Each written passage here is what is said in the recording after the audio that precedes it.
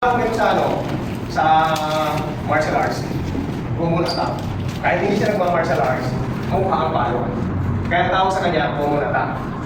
Kung kutsilyo, saksak, pumunata. Kahit hindi nagma-martial arts, saksak, pumunata. Kahit hindi, basta kahit alam paano iunday yung So ito siya, pamalo.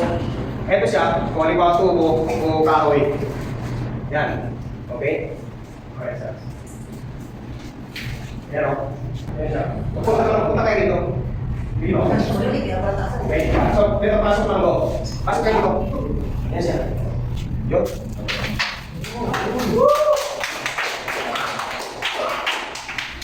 More, Patrick, more. Ano pa na? Ayan o. Ibig sabihin, kailangan maabot niya ako. Hindi man, ang lakas-lakas ng gano'n niya, kung wala yung laban, kahit nasisipol-sipol lang ang gano'n. Okay lang yun. Pero once na lumapit ka, nakakato na siya, yan, pasok kayo rito. Lumapit ka rin. Yan, oo. Dito, no? Walang lakas na, walang lakas yun. Kasi dalawang kamay, versus isang kamay, may na rin siya. Okay, hapon ka dito. Kaso na to. Sabi ko naman, sabi sir, dito na, kaya niya ko. Pag manigo ka na. Sabi ko naman sir. Huwag natin na sa init ang ulo. Ang ano natin is to bring peace lagi na magpayapa kasi babalik tayo sa lugar na yun eh. Magtutulog tayo.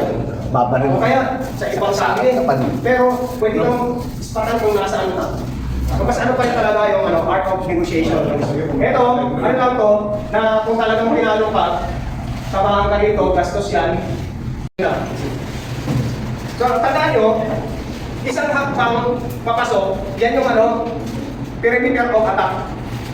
A perimeter of attack is a perimeter of counter. Ibig sabihin, sige sir, yan. Pag pumalo siya, tapos ganyan na ako, walang danger.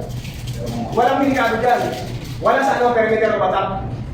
Medium ang distance yung range niya, nasa long range ako. So paano magkakaroon ng balik ka sir. Delikado kapag nasa poste ako, nasa pader ako. Eto. O na dapat nga kung makikipag-engage tayo ng away, siguraduhin nyo na ang likod nyo walang nakakadaan para safe kayo. Yun yung self-defense.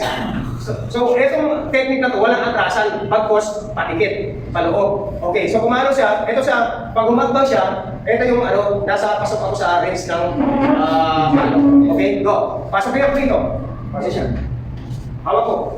Eh, sumuntok pa siya. Boom! So, kausapin mo na naman. No?